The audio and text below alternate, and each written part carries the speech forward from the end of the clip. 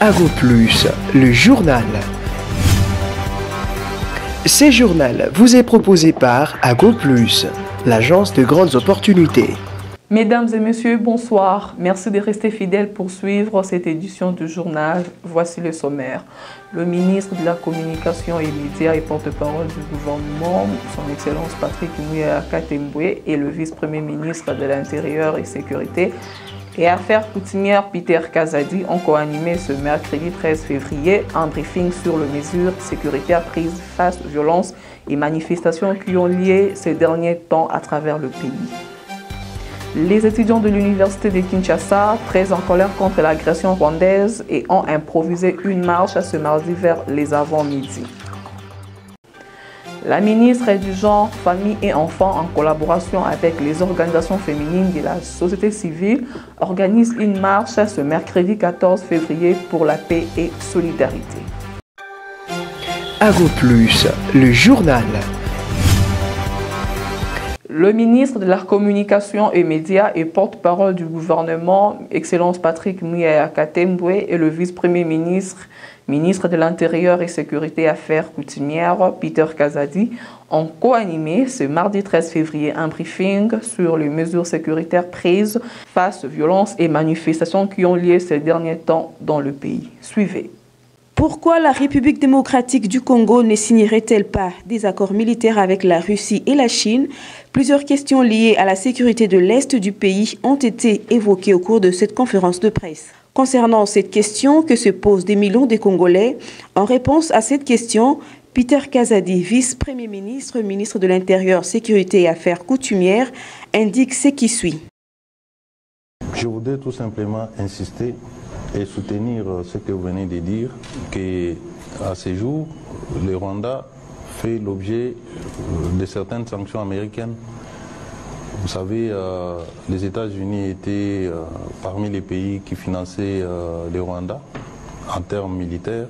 Aujourd'hui, ce financement a totalement cessé. C'est à la suite de la diplomatie de notre pays qu'on est arrivé à ces résultats-là. Mais comme vous, comme l'ensemble de la population, j'aurais voulu voir les États-Unis venir comme par baguette magique et arrêter la guerre. Mais dans les rapports internationaux, je ne pense pas que ça se passe comme ça. Nous sommes un pays, une nation souveraine, nous devons nous battre. Et ce combat est sur plusieurs fronts. Nous nous battons sur les fronts militaires, mais également sur les fronts diplomatiques. Sur les fronts diplomatiques, c'est là que nous demandons l'intervention non seulement des États-Unis, mais de la communauté internationale dans son ensemble pour que cette agression soit sévèrement condamnée. Et nous souhaitons que ça ne soit pas seulement des condamnations des lèvres, mais que ça soit accompagné des mesures de coercition contre les dirigeants rwandais qui sont à la base de cette guerre. Pour Patrick Muyaya, ministre de la Communication et Médias, il est important de comprendre que cette guerre est avant tout la nôtre et ce n'est pas la guerre des autres. Nous devons tous en prendre conscience, c'est pourquoi nous lançons des campagnes de mobilisation à nos forces armées, a-t-il renchéri. Cette guerre, nous sommes le premier à nous battre. C'est d'abord une guerre congolaise. C'est pour ça que matins et soirs, le président de la République s'active, on fait la montée en puissance de forces armées, on les forme pour que nous puissions répondre aux défis de cette guerre. Évidemment, lorsque nous sommes maintenant dans un cadre international, parce qu'il ne faut pas oublier que nous avons déjà plus ou moins sur papier la solution à cette confrontation. La feuille de route de Luanda, le processus de Nairobi. Et que nous butons aujourd'hui au terrorisme du Rwanda. Et je souhaite même plus qu'on parle du M23. Parce qu'en réalité, le M23 n'existe pas. C'est le Rwanda qui existe et qui agit à travers de pantins, qui s'appelle le M23. Vous avez suivi hier un rapport des Nations Unies qui épingle la présence de missiles sol-air sur notre territoire. Et justement, dans les cadres de rapports bilatéraux et des rapports diplomatiques que nous avons avec les autres pays du monde, dans cet ordre-là, ils sont dans l'obligation d'intervenir entre les États pour essayer de trouver une solution. C'est la piste diplomatique et la diplomatie prend son temps. Sur le champ de bataille, les rebelles sont toujours aux alentours de la cité de Saké et tentent à tout prix de s'y installer. La ministre du Genre, Famille et Enfants, en collaboration avec les organisations féminines de la société civile, ont organisé une marche ce mercredi 14 février pour la paix et solidarité. Propos recueillis par Nes-Paul Diboué. La ministre du Genre, Famille et Enfants, Mme Mireille Massangou, en collaboration avec deux organisations féminines de la société civile, a organisé une marche ce mercredi 14 février 2024 pour la paix et la solidarité à l'égard de la population de l'Est meurtrie par la guerre d'agression rwandaise et les soutiens au président de la République, chef de l'État, Félix-Antoine Tshisekedi Tshilombo, pour le rétablissement de la paix sur l'intégralité territoriale. La dite marche, qui est partie de la gare centrale et va jusqu'au Palais de la Nation, où un mémorandum sera lu et déposé.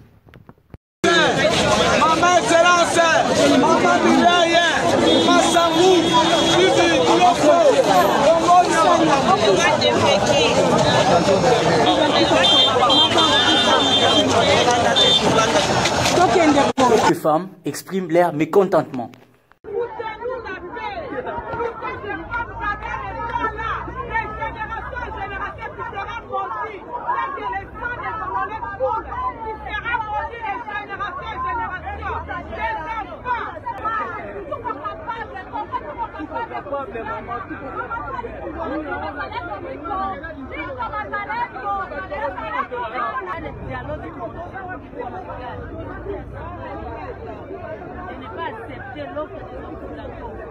Ils sont là pour construire leur pays avec les sang congolais. On ne peut pas vivre une guerre la plus longue du monde. Tant des années qu'on a souffert en République démocratique. Nos femmes sont violées, les enfants abandonnés, nos hommes tués. On a assez. Nous voulons la paix dans notre pays. Nous voulons la paix. Kagame, toi, tu connais bien la force d'une femme. Nous, les femmes congolaises, nous sommes debout, nous disons non. Et nous te maudissons. Si tu sors dans une femme, tu verras ce que tu vivras. Merci. Les étudiants de l'université de Kinshasa, très en colère contre l'agression rwandaise, et ont improvisé une marche ce mardi vers les avant-midi. Suivez. Mercredi 14 février vers les avant-midi, une marche improvisée par les étudiants de l'INIKIN, des dénonciations contre l'agression rwandaise en terre congolaise. Les étudiants très en colère contre la barbarie qui se vit à l'est de la République se sont sérieusement mobilisés et ont suspendu toute activité académique sur les sites universitaires. La police n'était pas du tout d'accord avec cette marche car selon elle, le jeune délinquant appelé Koulouna veulent se joindre aux étudiants. Connaissant la suite qui a troublé l'ordre public, au niveau de l'intendance, des coups de feu et gaz lacrymogènes retentissent. Notons que, jusque-là, aucune perte en vie humaine, ni même de blessés.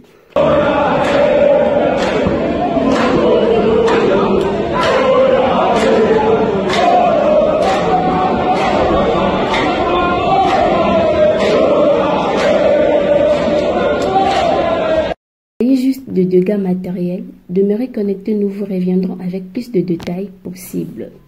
La circulation de motards ou leur rassemblement est interdite sur le grand artère du centre-ville, précisément à la Gombe. C'est suite aux récentes manifestations contre les chancelleries occidentales. Nous sortons d'une réunion avec le vice-premier ministre pour revoir d'une manière brève la situation sécuritaire de la ville. Et à l'issue de cette réunion, plusieurs dispositions ont été prises, notamment l'interdiction formelle de voir les motos circuler dans la ville. Toutes les motos qui seront retrouvées en ville seront d'abord saisies. Ensuite, le propriétaire ou l'utilisateur sera mis en détention. Et de deux, tous ces badauds qui ne font rien et sillonnent la ville toute la journée, jusque sur le boulevard, seront tous arrêtés et mis dans un lieu sérieux pour répondre de leurs actes. Il est strictement interdit de le voir sillonner dans la ville. Et oui, les revendeurs, évidemment. Et de trois, tout attroupement en ville est interdit. Nous ne pouvons plus avoir plus de 5-6 personnes s'attrouper en ville. C'est vraiment interdit. Donc, nous rappelons aux gens de bonne conscience et les gens qui savent écouter que plus rien ne sera comme avant et que la police passe à la vitesse supérieure parce que l'acte posé pendant les 2 jours a été largement suivi à travers les réseaux sociaux et tout le monde a compris le message.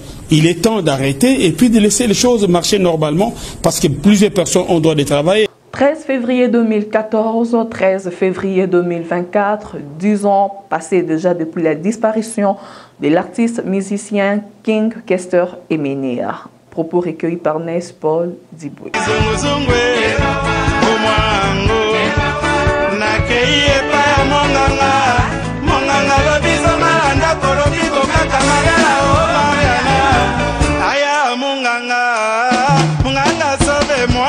Aujourd'hui, il est décidément plus King qu'hier. De son vrai nom, Jean Emenea Mubiela, communément appelé King Kester Emenea. Décédé il y a 10 ans, le 13 février 2014, à 58 ans. Lui qui a passé une fulgurante carrière musicale d'un peu plus d'une trentaine d'années. Kester est une incontestable star de la musique congolaise moderne. Jean Emenea Mubiela est devenu au fil des années une personnalité à part dans la musique congolaise, qu'il traitait d'une façon à lui, mélangeant tradition et modernité. Kester a sorti des tubes cartons comme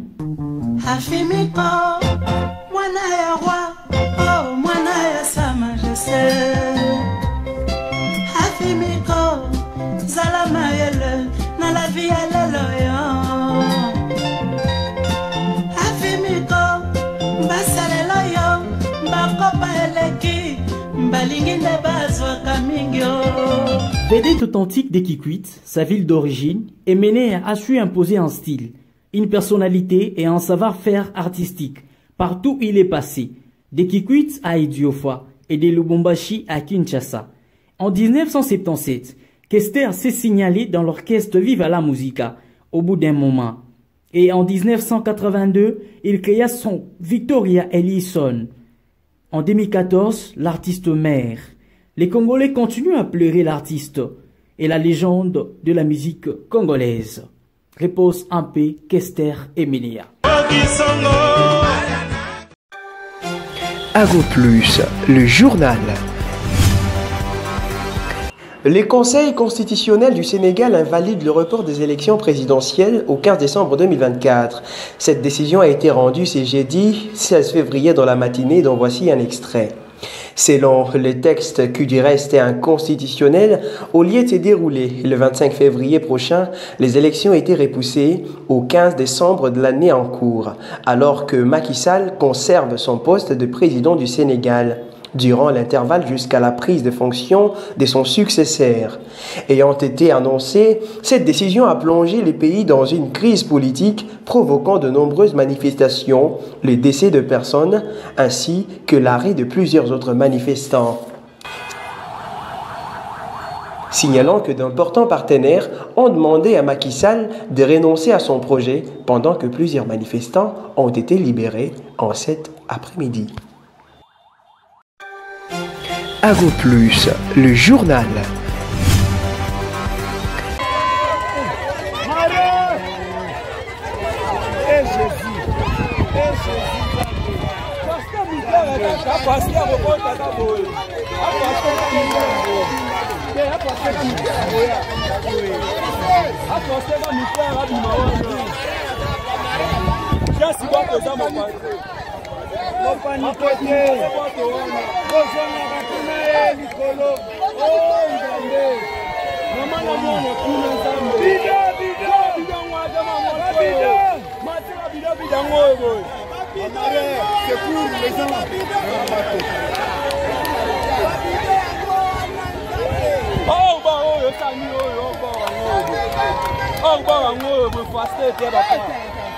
Comment?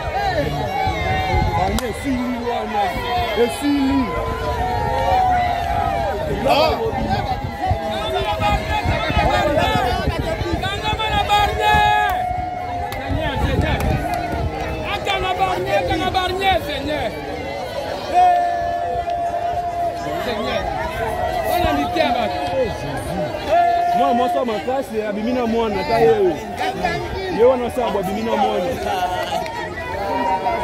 Je collabore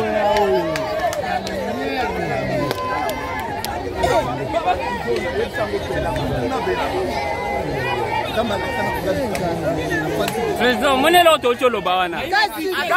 Ma soeur Tocho Lobaga, Siko.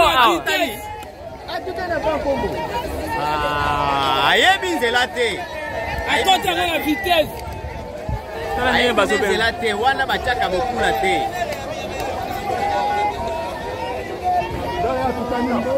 atuti te ye nde sikoyo ayi na vitesse ntango aleki wana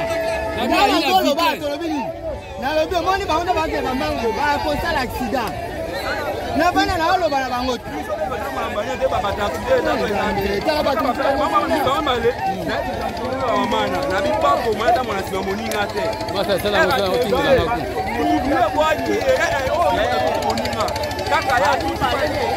mibale baolandana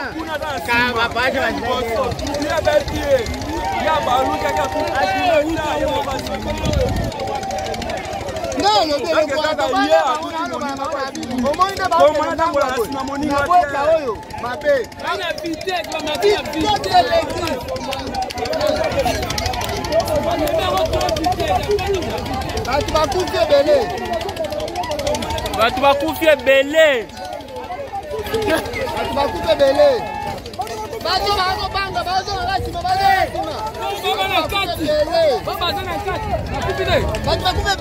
bakufi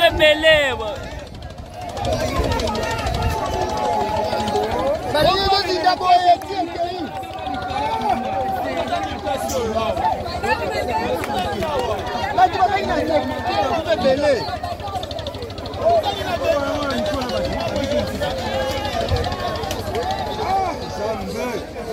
amemi yango na vitesse akoti trop vitesse amesi yango trop vitesse bato baki na kati nde bato akufi bali moko bali na kati ya barrière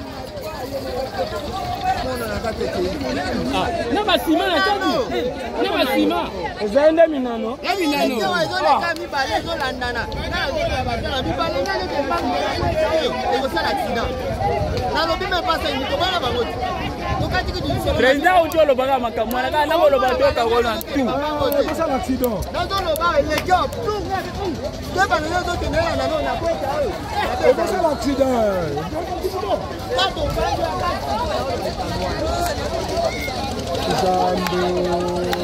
accident bapolele na moi makasi boye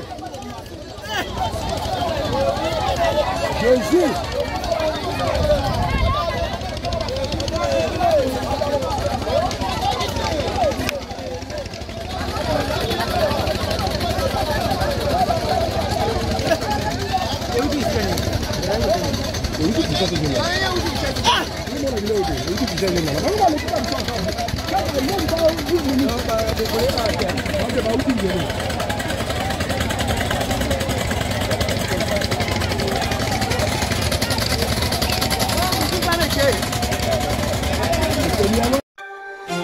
Ago Plus, le journal.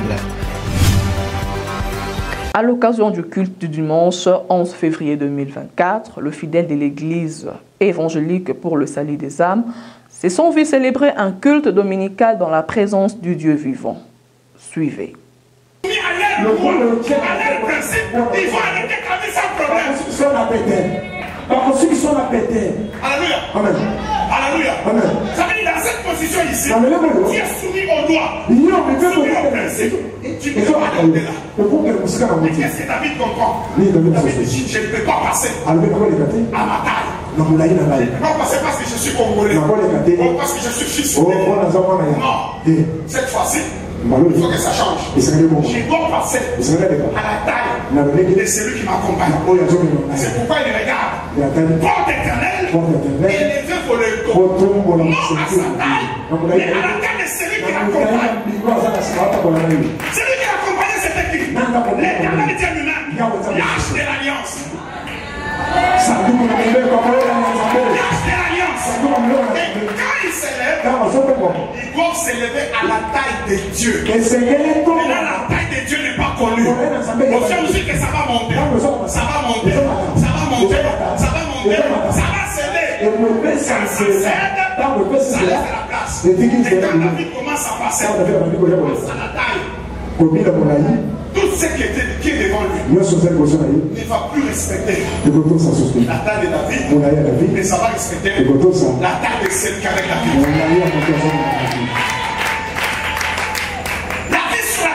Partout nous passons, nous trouvons des alliances, nous trouvons des accords.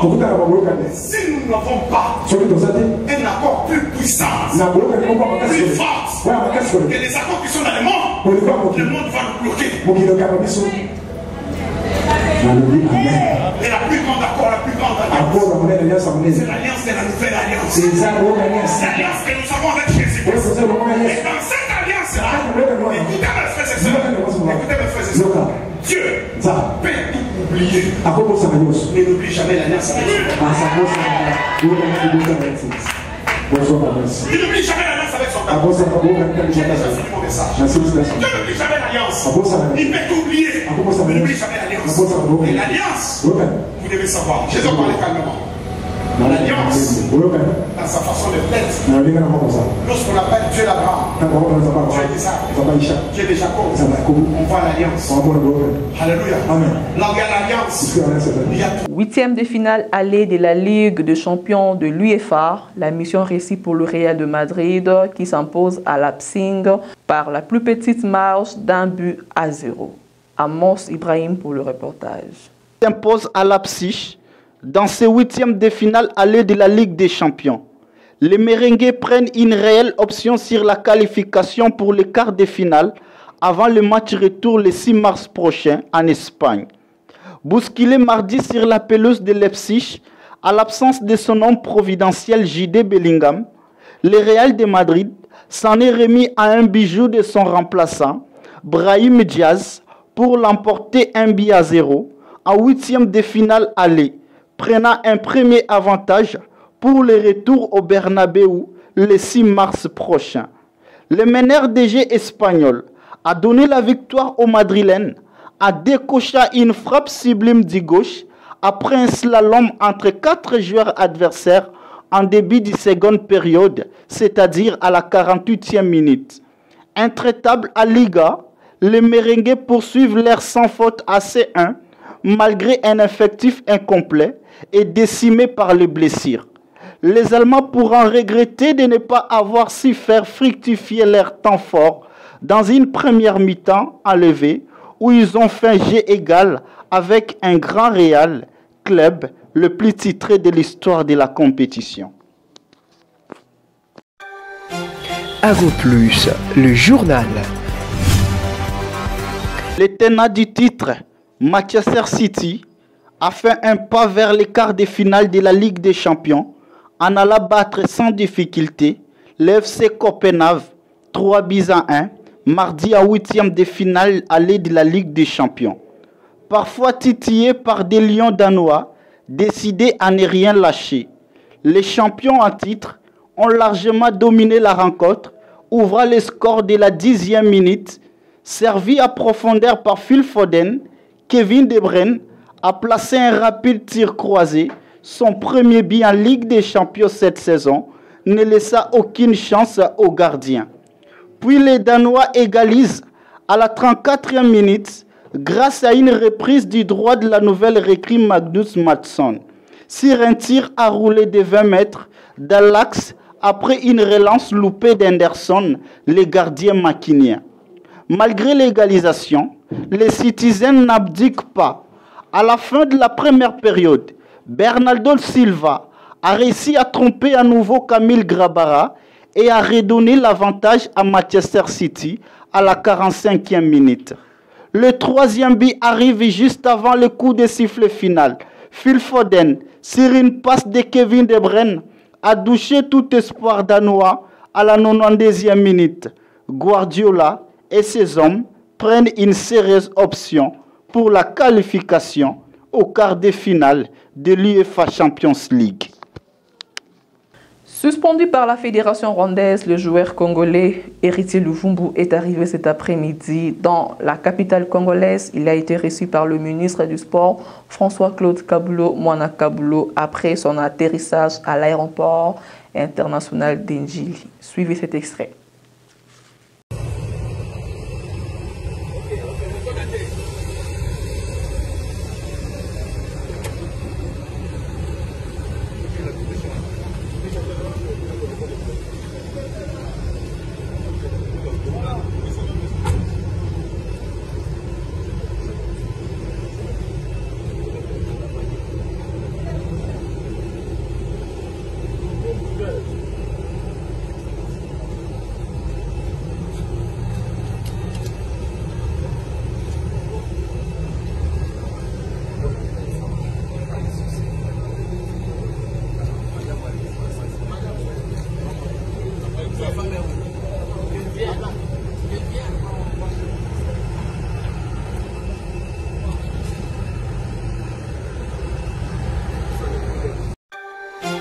Ago Plus, le journal.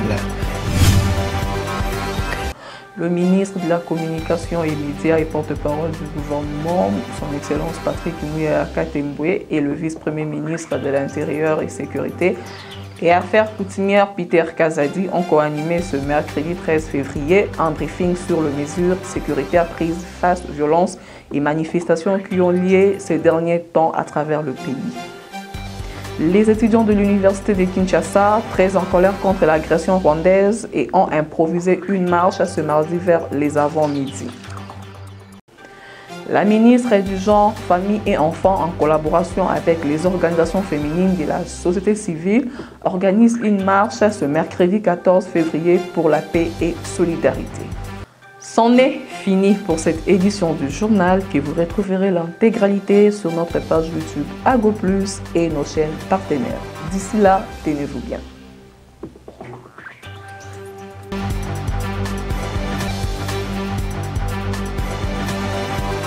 Ce journal vous est proposé par Ago Plus, l'agence de grandes opportunités.